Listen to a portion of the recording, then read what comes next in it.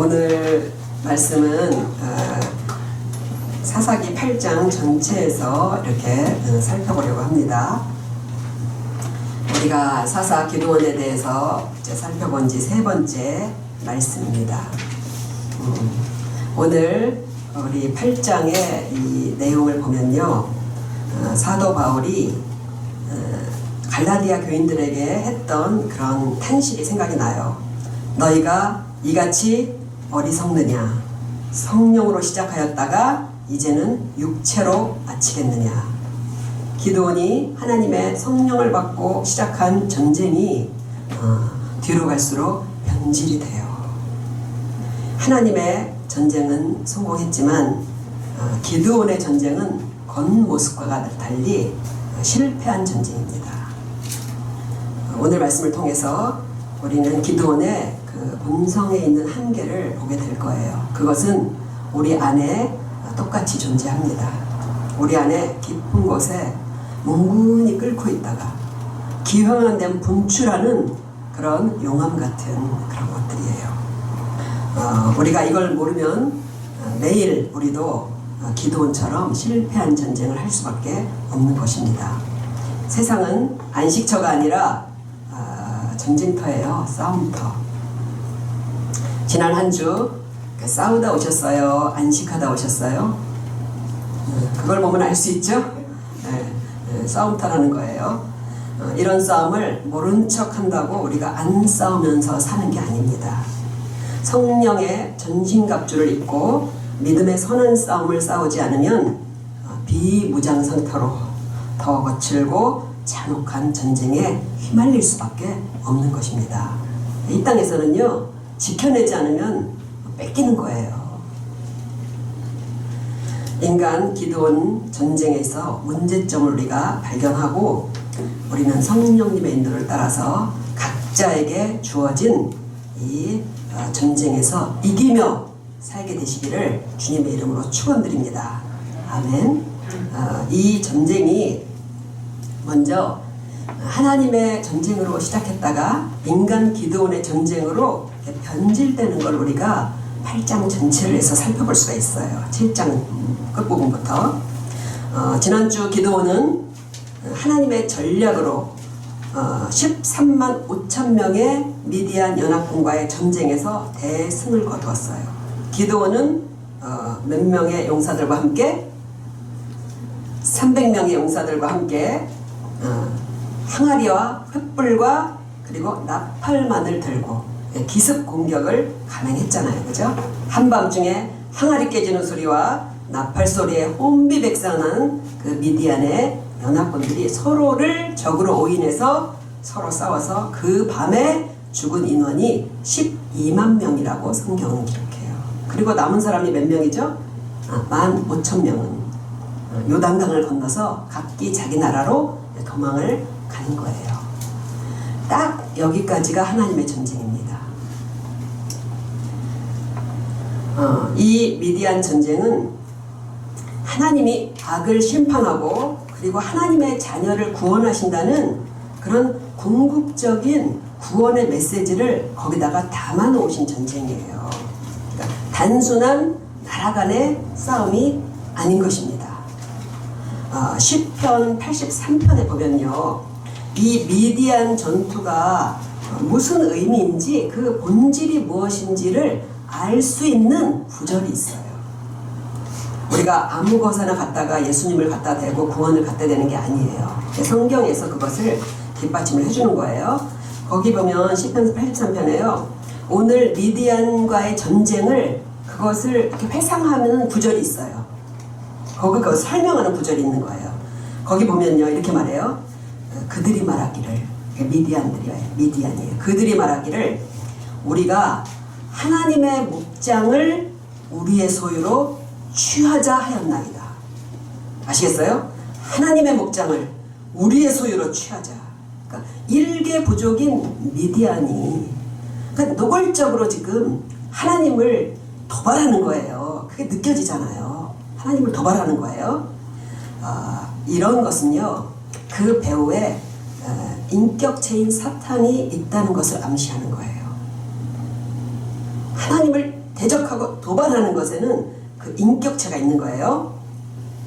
그렇기 때문에 하나님께서는 이 전쟁을 통해서 하나님이 장차 이렇게 사탄에게 붙잡힌, 사탄이 취한 하나님의 목장, 거기에서 인간을 구원하실 것을 보여주려는 전쟁이 바로 이 전쟁이에요. 그래서 우리가 지난주에 말씀을 나눌 때 기드온이 들었던 꿈 얘기처럼 보리떡 한 개로 사탄의 장막을 무너뜨리시겠다는 거예요. 보리떡 한 개가 무엇을 상징하는 것일까요? 이 구원의 전쟁에서 보리떡 한 덩어리 혼자 싸우고 이기실 예수님이 아니고 누구겠어요? 당연한 거죠. 그러니까 이 미디안과의 전쟁은 구원을 상징하고, 그리고 이 전쟁을 승리로 이끌 구원자 메시아의 모형은 누구일까요? 기드온이 아니라 보리떡인 거예요. 보리떡이 예수 그리스도를 상징하는 모티브가 되는 것입니다. 그러니까 메시아가, 예수님께서 아무도 주목하지 않는 아주 평범한 모습으로 오실 거라는 것을 여기에서 보여주시는 그런 전쟁이 되는 것이에요. 하나님이 이걸 우리에게 보여주시기 위해서 이 전쟁을 기획하셨는데 기드온이 나서서 망치고 있는 겁니다. 그러니까 우리가요, 하나님의 일을 한다고 하지만 아마 망치는 부분이 더 많을지도 몰라요. 하나님의 일을. 이 전쟁은 하나님이 계획하고 하나님이 행하실 것이기 때문에 인간의 생각과 육체가 개입할 싸움이 아니었어요. 악에 대한 심판도 하나님이 하는 것이고, 그리고 구원도 하나님이 하시는 것입니다. 그렇기에 기드온은 바로 어젯밤 전투까지 거기서 멈췄어야 됐어요. 그렇다면 현실로 돌아왔을 때, 현실적인 전쟁이었잖아요. 현실로 돌아왔을 때 도망하는 적들을 그냥 놔뒀어야 됐을까요? 도망하는 적들을 쫓아가서 일망타진하는 것은요, 인간의 전쟁사에선 당연한 일입니다. 그런데 하나님은 기드온에게 이들을 뒤쫓아가서 뒤끝 없이 다 해치우라고 명령하신 것이 성경에 없어요. 사실 이스라엘이 이 가나안의 정복 전쟁에서 쫓아내지 못한 이웃 나라들을 왜 그냥 남겨놓으셨는지는 우리 본문이 들어있는 사사기 서두 2장에 보면 이미 밝혀놓으셨어요. 뭐냐면요, 내가 그들로 이스라엘을 시험하겠다는 거예요. 이들이 나를 순종하는지 안 하는지, 그리고 불순종으로 나를 떠났다면 그들을 통해서 다시 내게 돌아오는 도구로 쓰시겠다는 것입니다. 그래서 하나님이 이스라엘의 허리에 가시가 되는 그 사람들을 좀 남겨두셨다고 사사기에서 그렇게 이미 말씀하셨어요. 그러니까 우리에게도 그렇게 찌르는 사람들과 그런 문제가 있잖아요. 그죠? 우리는 모든 문제들이 정말 뒤끝 안 남게 정말 깨끗하게 그렇게 처리되길 원하지만 그게 안 됩니다. 나의 옆구리에 가시는요, 그렇게 단순하지가 않아요. 여러 가지가 얽혀서 단칼에 해결되기 어려워요. 그래서 항상 보면요, 그런 문제들 늘 마음 한켠에 남아서 신경이 쓰여요. 그리고 기회를 틈타서 이제 공격을 해온다는 거예요. 바로 그것이 우리가 하나님을 순종하며 따르도록 하는 도구라는 것입니다.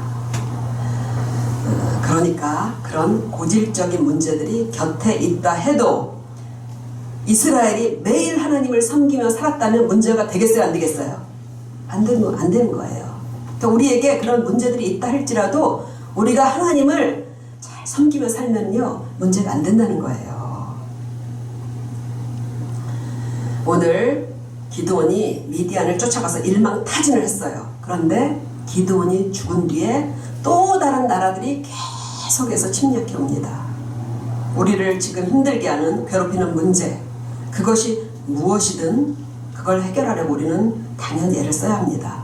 그러나 하나님과 상관없이 문제만 해결하려 든다면 결국 또 다른 원수들이 오는 것이에요. 그러니까 우리에게는요, 내게 있는 문제, 정말 어떤 원수냐, 얼마나 강하고 지독한 원수냐가 중요치 않은 거예요. 사실은요. 왜냐하면 하나님이 우리의 믿음을 고려해서 그것을 지금 관리하고 계시다는 거예요. 이 이스라엘 주변에 많은 부족이 있었잖아요. 그죠? 이들이 하나님을 잘 섬길 때는요, 아무도 이 민족을 침략하지 못했어요. 때로 일이 빨리 해결 안 된다고 조급할 필요가 없는 것이에요. 또 육체 병도 끼고 살면서 다뤄야 돼, 평생 다뤄야 되는 그런 같은 종류의 것일 수도 있습니다. 지금의 문제들은요, 끼고 살만하기에 하나님이 두시는 것이라고 생각하면 오히려 더 잘 이기며 살 수 있을 거예요. 끼고 살만하기 때문에 하나님이 허락하신 거예요. 때로 그냥 둬야 될 것을요, 칼로 무 자르듯이 잘라내는 게 독이 될 수도 있습니다. 우리가 그 다음으로는요, 인간 기드온이 자기 힘으로 이제 해나가는 전쟁이잖아요, 이게. 여기에서 중요한 교훈을 얻을 수가 있습니다. 우리도 하나님과 함께 하지 않고 매일 내 생각대로 살 때가 더 많으시잖아요. 그렇죠? 기드온은 왜 하나님께 묻지도 않고 하나님의 지시를 받지도 않았는데 뒤에 보면 정말 신들린 듯이 자기가 전쟁을 해치워요. 왜 그랬을까요? 그러니까 칼을 들고, 전쟁은 뭘 들어야 맛이에요? 칼을 들어야 맛이에요. 뭐 항아리 들고 전쟁하면 폼이 안 나잖아요. 그죠? 칼을 들고, 그리고 내 마음대로 내 전쟁을 하고 싶은 거예요. 그러니까 사람들이 다 그래요. 내 인생은 내 힘으로 내 전쟁을 하겠다는 거예요. 하나님의 뜻은요, 일단 우리 본성과 합의가 안 돼요. 하나님이 지금 뭐라고 음성을 들려주시면요, 내 본성과 합의가 되나 좀 생각해 보세요. 절대 안 돼요. 그러니까 사람은 자기 본성대로 하면요, 내 몸과 합의가 잘 돼요. 그렇기 때문에요, 우리가 긴장하지 않고 살면은 자연스럽게 우리 몸은 뭘 따르게 돼 있어요? 본성을 따르게 되어 있습니다. 본성의 소리가 움직일 수밖에 없어요. 하나님의 음성은 언제까지 들렸냐면요, 어젯밤에 완료되었어요. 하나님의 음성은 끝났어요. 하나님은 분명히 뭐라고 말씀하셨냐면, 이 전쟁을 사람의 공으로 돌리지 못하게 하겠다고 말씀하셨잖아요. 그죠? 내 힘으로 이겼다는 소리를 하지 못하게 하시기 위해서 지원자들을 다 돌려보내고 가장 최소 인원 300명만을 남긴 거잖아요. 칼로 싸우지 않게 하려고 뭐를 들게 했어요? 항아리와 횃불과 나팔을 들게 하신 거예요.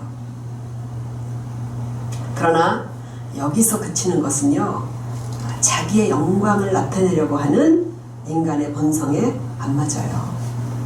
사람은 거기에다 뭘 싣고 싶어요? 이제는 내 영광을 싣고 싶은 거예요. 그래서 기드온은 보면요, 하나님이 돌려보낸 그 사람들을요, 다 다시 불러 모아요. 사방팔방으로 전령들을 보내서 군사들을 다시 모아서 사방팔방으로 도망가는 그런 잔당들을 다 처치하게 그렇게 시킵니다. 그러니까 노골적으로 하나님이 하신 명령을 지금 뒤집은 거예요. 그리고 자기가 드디어 칼을 들고, 그리고 요단강 건너까지 미디안의 두 왕을 쫓아가서 자기 칼로 이들을 죽임으로써 이 전쟁이 자기 전쟁이 되게 한 거라는 것입니다. 그러니까 이제 이거를 쭉 읽어보면요, 우리가 기드온에 대해서 좋은 이미지만을 갖고 있는데 성경을 자세히 보면요, 점점 뒤로 갈수록요, 이 기드온이 전쟁 광기에 빠져요. 우리도 예수님의 말씀대로 지키면서 살려고 신경 쓰지 않으면은요, 본성에 좌우되는 이런 삶을 살 수밖에 없어요. 그냥 자연스럽게 내 본성대로 살게 됩니다. 오늘 기드온이 이제 자기의 전쟁을 하는 과정에서 몇 가지 사건들이 일어나요. 우리가 이렇게 성령이 아닌 육체로 살 때 벌어질 수 있는 어두운 면을 우리에게 아주 밝히 보여줍니다. 우리가 이 말씀을 잘 들으시고 그리고 성령에 이끌리는 그런 삶을 사시기를 주님 이름으로 축복드립니다. 우선 사람들과의 관계에서요 갈등과 마찰이 끊이지 않는다는 거예요. 기드온은 이 전쟁을 하다가 이제 에브라임 지파와 갈등에 부딪힙니다. 에브라임 지파는 기드온이 므낫세 지파에 속하거든요. 근데 므낫세하고 에브라임 어디서 들어보셨죠? 요셉의 두 아들이에요. 그러니까 이 므낫세 지파하고 에브라임 지파는 어떤 지파라는 서로 형제 지파라는 거예요. 그런데 어느 지파가 더 강했냐면 에브라임 지파가 더 강했어요. 사람이 강하면 횡포를 부립니다. 횡포가 나오는 거예요.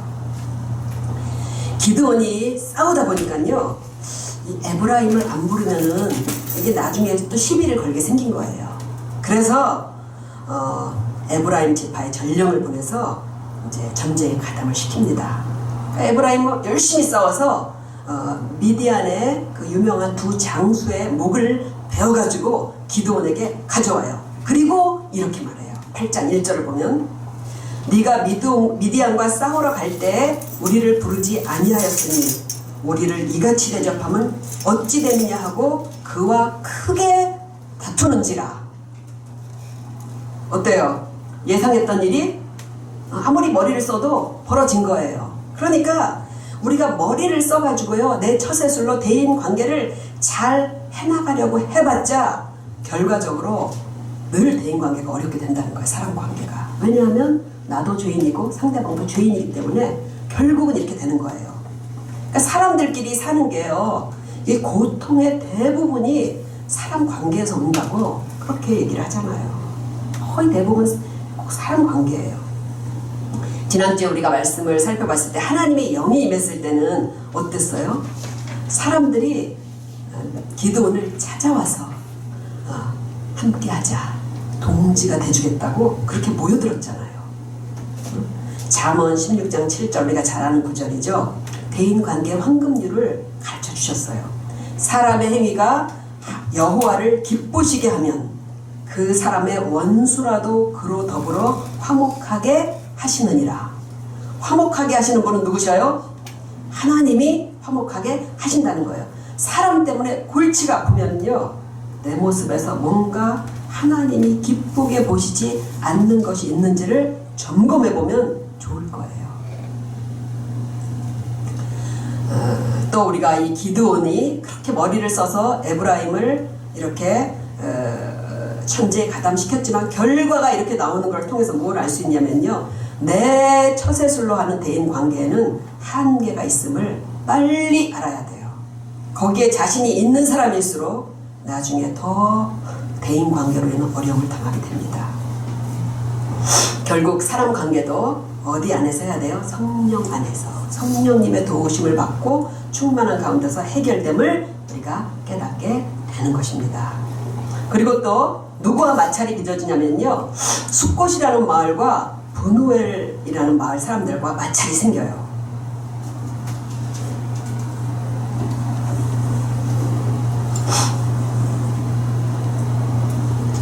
이 기드온과 300명의 용사들이 요단강까지 건너가서 이제 그 미디안의 두 왕을 추격하고 있잖아요. 근데 이제 추격하고 하다 보니까 이미 이제 기력이 다 떨어진 거예요. 식량도 바닥났고 그리고 밥 먹을 겨를도 없어서 이제 기력이 다 떨어진 거예요. 그래서 숫곳이라는 그런 마을에 가서요 군사들에게 먹을 음식을 좀 달라고 기드온이 요청을 해요. 자기 민족의 싸움이잖아요. 그죠? 그러니까 웬만하면 어떻게 하겠어요? 들어줄 건 없잖아요. 그죠? 그런데 뜻밖에도 이 동네 사람들이 정말 모욕적인 말로 기드온을 멸시합니다. 지금 네 손에 미디안 두 왕의 머리가 있니? 우리가 뭘 믿고 너에게 떡을 주겠느냐? 정말 이런 모욕을 기드온에게 하는 거예요. 누구 앞에서요? 기드온이 거느리고 있는 300명의 자기 부하들 앞에서 모욕을 했다는 거예요. 모욕과 거절 당해보셨어요? 부탁했는데 거절당했을 때, 또 남에게 멸시받고 모욕당하는 언사를 했을 때 정말 힘들잖아요. 그죠? 살다 보면 정말 기분 나쁘게 모욕당할 때가 있어요. 심지어 가족들에게도 무시당할 때가 있잖아요. 그죠?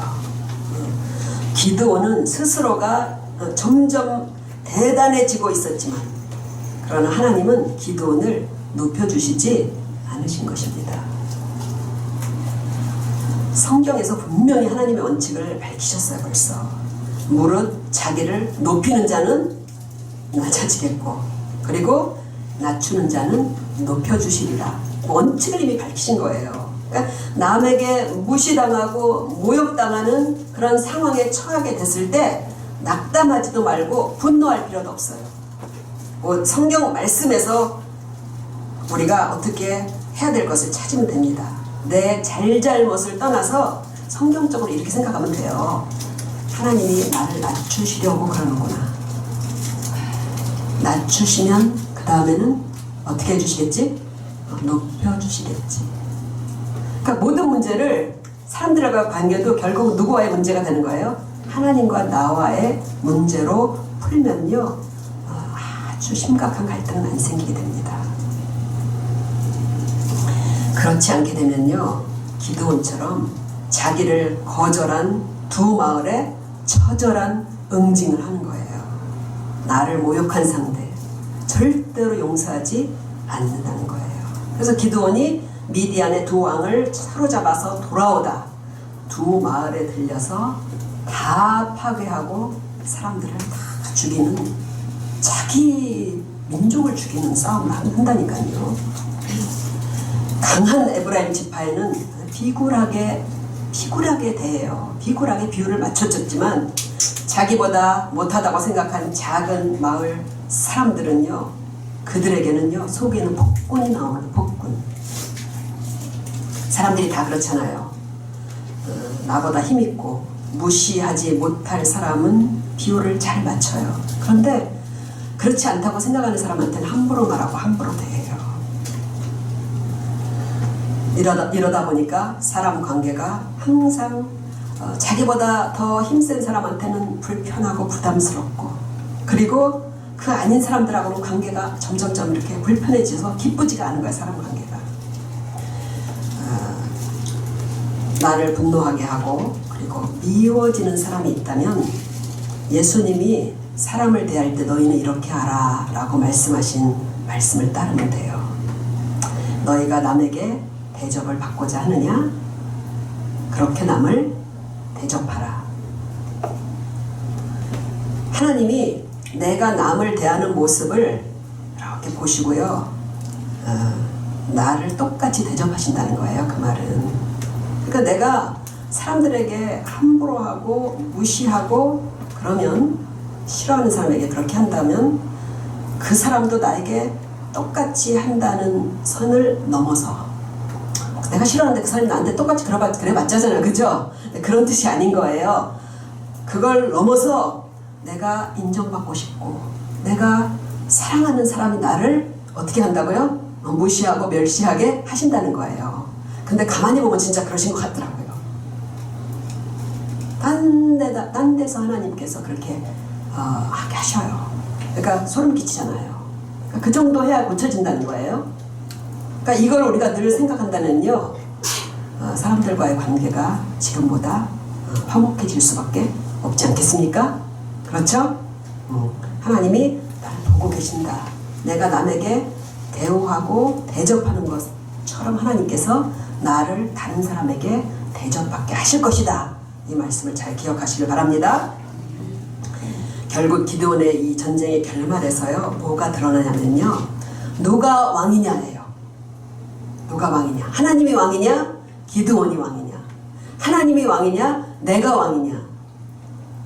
그러니까 우리 성도님들 잘 생각해 보세요. 내게 있어서 왕이 주인이 나인가 아니면 하나님인가?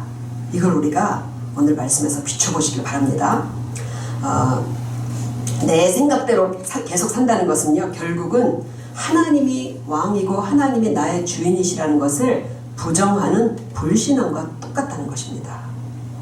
오늘 김현자 집사님이 읽어주신 22절을 보면요, 기드온이 이렇게 막 맹활약을 하는 것을 본 이스라엘 사람들은 금방 왕이 누가 돼버려요? 하나님이 아니라 기드온이 돼버려요. 그래서 이 사람들이 뭐라고 말하냐면, 당신이 우리를 미디안의 손에서 구원하셨으니, 누가 구원했다 그래요? 기드온이 구원했다 그래요. 당신과 당신의 아들과 당신의 손자가 대대손손 나를 다스리소서. 그러니까 하나님이 우려했던 일, 그리고 기드온이 바랬던 일이 그대로 일어난 거예요. 물론 기드온은 자기는 왕이 되지 않겠다고 손사래를 치면서 사양을 해요. 내가 너희를 다스리지 않겠고 여호와께서 너희를 다스리리라. 막 엄청 멋있잖아요, 그죠? 응? 그러니까 이 말을 잘 들어보세요. 자신이 마땅한 공로를 세웠지만 그러나 왕은 되지 않겠다. 왕의 자리는 점잖게 하나님께 양보하겠다. 지금 이런 식이에요. 기드온이 정말 왕이 되고 싶은 마음이 없었을까요? 사람이 입으로 말한다고 속마음이 다 똑같지 않습니다. 네, 뭘 통해서 나와요? 행동을 통해서 마음이 나오는 거예요. 이어서 나오는 기드온의 행동을 보면요, 기드온은 이미 자기가 내가 이스라엘의 지도자야, 왕이 되어 있다는 것을 알 수 있어요. 왕을 거절하고 기드온은 24절에 보면요, 사람들에게요 금을 요청해요. 내가 너희에게 요청할 일이 있으니 너희는 각기 탈취한 금 귀고리를 내게 줄지니라. 그러니까 무슨 권리로 백성들에게 너희가 전쟁에서 노력한 금을 내게 달라 이렇게 얘기를 하겠어요. 그런데 기드온은 당당하게 백성들에게 금을 요구했고, 그리고 그 성경을 보면요, 이들이 백성들이 신이 나서 탈취한 귀고리를 모아요. 기꺼이. 그러니까 암묵적으로 기드온을 누구로 생각하는 거예요? 지금요, 왕으로 생각하는 거예요. 얼마나 백성들이 일심동체가 되었는지 모인 금 무게가 1700세겔이라고 얘기해요. 단위가 우리가 쓰는 단위하고 다르죠? 현재 단위로 환산하면 20kg가 넘어요. 요즘 시가로 계산해도 10억은 될 것 같은 생각이에요. 그 당시는 더 이게 가치가 높은 거예요. 그러니까 이들이 금을 모아서 뭘 만들어준 거냐면요, 왕실의 재산을 만들어준 거예요. 왕이 되려면 왕실의 재산이 필요하잖아요. 그죠? 왕실의 재산을 만들어준 거예요. 뒤에 보면요, 기드온의 아들이 70명이라고 그래요. 70명, 아들이 70명. 아들이 70명이라면 아내는 몇 명일까요? 몇십 명. 몇십 명. 그리고 딸들도 어떻겠어요? 엄청 많았다는 거예요. 그러니까 70명의 아들을 낳을 정도의 그런 가문을 이뤘다는 건 돈이 없으면 안 돼요. 그런 사람, 그거는 왕이 나는 거예요. 왕이 나는 거예요. 왕가를 이룬 거, 왕가를. 기드온은 왕가는 쓰지 않았지만 이스라엘의 왕으로 등극한 겁니다. 사람들 속에는 다 하나님이 왕이 아니라 내 인생의 주인이 나라는 본심이 들어있습니다. 그리고 우리가 이 마음은 거기서 끝나는 게 아니에요. 거기서 끝나는 게 아니라 신의 영역, 하나님의 그 영역을 탐내는 그 창세기의 죄까지 드러나요. 결과적으로는. 그게 무슨 말이냐면요, 아담과 하와가 선악과를 따먹은 이유가 하나님과 같이 될 거라는 그런 말을 듣고 범한 거거든요. 그러니까 인간의 본성에는 누구같이 되고자 하는 마음이 있는 거예요? 하나님같이 되고자 하는 신적인 그런 탐심이 있는 것입니다. 그래서 27절에 보면요, 기드온이 이상한 일을 하나 벌여요. 무슨 일을 하냐면요, 그 모은 금 중에 일부를 가지고요, 에봇을 하나 만들어서 자기의 성읍에 두었더니 온 이스라엘에 그것을 음란하게 위함으로 그것이 기드온과 그의 집에 올무가 되니라. 그러니까 금으로 뭘 만들었어요? 에봇을 만들었다고 그래요. 에봇은 뭐냐면은요, 대제사장이 성소에 들어갈 때 입는 그 의식하는 그 복장이 에봇이에요. 근데 기드온이 이 에봇을 금으로 만들어서 자기 집에 뒀다는 거예요. 왜 그랬을까요? 이미 실로라는 곳에 성막과 법궤가 있었어요. 그리고 그것을 지키는 대제사장이 있었어요. 거기가 있었으면 그 제사장이 입는 예복이 에봇이잖아요. 그죠? 그럼에도 불구하고 제사장도 아닌 기드온이 에봇을 만들어 자기 집에 둔 저희가 무엇이겠어요? 사람의 본성에 부와 권력에 대한 욕망 못지않게 영적인 야심이 있다는 거예요. 믿음 좋은 척 하고 싶다는 거예요. 돈이나 정치적 권력보다 때로는요, 종교의 영적 권력이 더 세요. 가톨릭의 교황 같은 사람 봐요. 그 권력이 얼마나 큽니까? 사람들이 신과 가까이 하는 사람에게 두려움을 갖고 복종한다는 것입니다. 집사님, 제가 기도해 봤더니 하나님이 이건 이렇게 하라고 그러십니다. 이러고 다니면요, 사람들이 당장 다르게 봅니다. 당장 다르게 봐요. 기드온의 에봇이 그런 속셈이 담고 있는 거예요. 에봇에는요, 특히 뭐가 들어있냐면요, 하나님께 물어볼 수 있는 우림과 둠밈이라는 판결의 패가 들어있었어요. 그래서 대제사장들이 국가의 중요한 일을 결정할 때 이 에봇에 있는 우림과 둠밈으로 하나님 이거 할까요 말까요? 물었다는 거예요. 다윗 왕도 물었어요. 자기 스스로 이제는 하나님께 신탁을 받아서 사람들을 다스리겠다는 게 기드온의 마음인 거예요. 그리고 그 탐욕의 끝은 결국은 교주들을 보면 알 수 있어요. 스스로가 신의 자리에 가서야 멈추는 것입니다. 그러니까 자기를 영적으로 및 신앙적으로 우러러보는 사람들을 앞에서 느끼는 우월감과 쾌감은 인간 죄성의 극치예요. 극치예요. 그게. 그래서 상대적으로 어떤 이들에게는 영적 교만으로,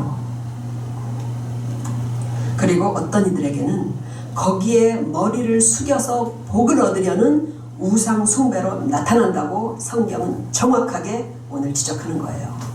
이 백성들은 기드온이 만든 이 에봇을 음란히 섬겼다고 그렇게 말하죠. 구약 성경에서 음란하게 섬겼다는 말은 우상 숭배에 쓰이는 말입니다. 우상 숭배할 때 이 말 쓰는 거예요. 그러니까 우상 숭배는요, 간단히 정의할 수 있어요. 잘 되는 나를 위해서 이용하려고 하는 모든 것은 우상 숭배입니다. 내가 잘 되기 위해서 무엇이든 이용하려고 하면 그건 우상 숭배가 되는 거예요.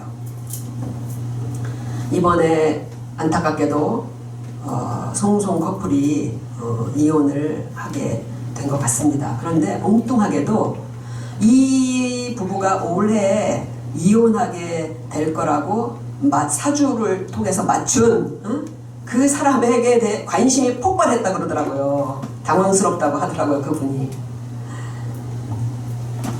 사람에겐 미래의 내가 어떨지 그것을 알고 대비하려고 하는 그런 갈망이 있는 거예요. 사람이 미래를 모르잖아요. 그게 무속과 기복이 존속하는 힘인 거예요. 미래를 알고 싶고 미래를 대비하고자 하는 사람들이 그렇게 자기가 원하는 거 그거를 얻기 위해서, 미래에 내가 어떨지를 묻기 위해서 기드온과 에봇을 섬겼다는 거예요. 그 우상 숭배인 거예요. 결국 나보다 영적으로 더 강해 보이는 사람을 의존하는 경향이 있잖아요. 성도들한테도. 그죠? 그런 것은요, 내가 얻고 싶은 것, 내가 지키고 싶은 것을, 그것을 그를 통해서 얻으려는 우상 숭배와 다름이 없는 것입니다. 하나님을 믿는데 그 이유가 내가 원하는 것을 얻기 위해서라면요, 그것도 엄밀하게 보면 아직 우상 숭배 단계에 있는 것이에요. 그 단계에서 넘어가야 되는 거예요. 우리가 하나님을 믿는 것은 더 얻으려는 것이 아닙니다. 왜냐하면 하나님이 나를 위해서 이미 하나님의 독생자인 예수님과 예수님 안에 있는 모든 풍성함과 부요를 다 이미 주셨기 때문이에요. 이미 다 주셨어요. 이런 하나님을 우리가 알아갈수록 하나님 당장 이걸 주세요. 이걸 내가 받아서 누리는 것보다 그것 때문에 하나님을 따르지 않게 된다는 거예요. 하나님이 왕이시고 보호자이시면은요, 우리에게 필요한 것을 모르지 않으셔요. 자식에게 지금 뭐가 필요한지 모르는 부모가 어디 있겠어요. 제가 공원에 가면요, 가끔 아주 늙은 강아지를 데리고 나오는 분들이 있습니다. 아주 늙은 강아지. 강아지가 아니죠, 사실은. 지난주도 한 아주머니가 아주 작고 늙은 강아지를 데리고 바깥 바람을 쐬주려고 데리고 나온 것 같더라고요. 제가 보니까 눈도 이미 아주 혼탁해지고 정말 걸음도 못 걷는 그 강아지를 데리고 나왔는데, 이 아주머니가 날씨가 더웠잖아요, 그죠? 물수건으로 계속해서 강아지 얼굴과 입을 닦아주고 팔다리를 계속 닦아주더라고요. 더위 먹을까봐. 늙어서 죽어가는 강아지인데 이 주인 아주머니께는 아직도 정말 우리 애기 그렇게 닦아주더라고요. 우리 애기 다루듯이 그렇게 닦아주더라고요. 그걸 보면서 제가 이런 생각이 들었습니다. 우리 청년회 때 정말 청춘이 얼마나 싱그럽고 사랑스러워요, 그죠? 하나님께서 정말 우리 청년 세대에 인도해 주시잖아요. 그런데 이제 우리가 나이가 들어가고 저 늙은 강아지처럼 다리에 걷지 못할 정도로 힘이 빠지고, 그렇게 눈앞도 잘 안 보이고, 그렇게 우리가 늙었을 때, 그때도 하나님께서 내 아가 이렇게 우리를 부르실 것이 너무나 그게 은혜가 되더라고요. 부모에게는 그렇잖아요. 자식이 아무리 커도 내 아가잖아요. 실제로 하나님께서 이사야 46장 4절에서 그렇게 말씀하셨습니다. 너희가 노년에 이르기까지 내가 그리하겠고 백발이 되기까지 내가 너희를 품을 것이라. 내가 지었은즉 안을 것이요 품을 것이요 구하여 내리라. 백발이 되도록 우리를 안으시겠다고 그렇게 말씀을 하셨어요. 내가 인생의 주인이 돼서 모든 걸 짊어지고 아등바등 얻어내려고 너무 힘들게 살지 마시기 바랍니다. 하나님을 나의 왕과 보호자로 모신 이상 이제까지도 다 하나님이 알아서 주시며 인도해 오신 거예요. 내 힘으로 살아온 게 아닙니다. 이제까지도 다 하나님이 인도해 주신 거예요. 말씀을 마치겠습니다. 우리가 하나님의 말씀대로 잘 따라 살면 복이 임하지 않을 수가 없습니다. 하나님 말씀대로 따르면요, 너희가 지키면 복이 될 말씀이라고 그랬잖아요. 그런데 우리에겐 숙적이 있어요. 뭐냐면요, 주적이 있어. 주적. 우리에게 주적. 누구냐면요, 기드온에게서 우리가 보여진 그 죄의 인격. 죄는 인격이에요. 죄의 인격과 그 다음에 외부에서 나를 무너뜨리려는 악한 영들이에요. 악한 영들. 두 주적이에요, 우리에게. 이것과 우리가 싸운다는 것은요, 예수님께서 우리에게 지도하신 말씀이 그것이 내가 살 길임을 먼저 알아야 돼요. 그리고 성령의 도우심을 구해서 굳게 말씀대로 행하려고 씨름하는 걸 말하는 거예요. 그러니까 우리의 영적 전투를 하라는 것은요, 우리에게 퇴마사가 되라 이런 말이 아니에요. 막 쫓아라 막 귀신들을, 이게 아니라는 거예요. 내 힘으로 매일 살아가고 있다면 우리를 돌이켜보시기 바랍니다. 내 힘으로 내 생각대로 살아가고 있다면 오늘 기도원의 전쟁에서 드러난 것처럼 결국은 우리 본성이 저질러 놓는 그런 곤혹스러운 문제들이 항상 우리를 어지럽히고 복잡하게 하고 괴롭힐 거예요. 내 본성이 부패했기 때문에 내 마음대로 살면 그 결과는 따져보면 심판이라는 걸 우리가 알고, 예수님의 십자가의 대속이 그 때문인 것을 알고 성령님의 도우심을 구하며 하루하루 말씀대로 살아가는 게 복되게 사는 길입니다. 그러면 오히려 내가 원하고 기대했던 그 이상의 삶이 저절로 내게 따라온다는 것을 어느 날 깨닫게 될 거예요. 나를 따라와요. 내가 쫓아가지 않아도 모두가 성령으로 선한 싸움을 싸우심으로 이 은혜를 누리시기를 주님의 이름으로 축복드립니다. 아멘. 우리 찬송가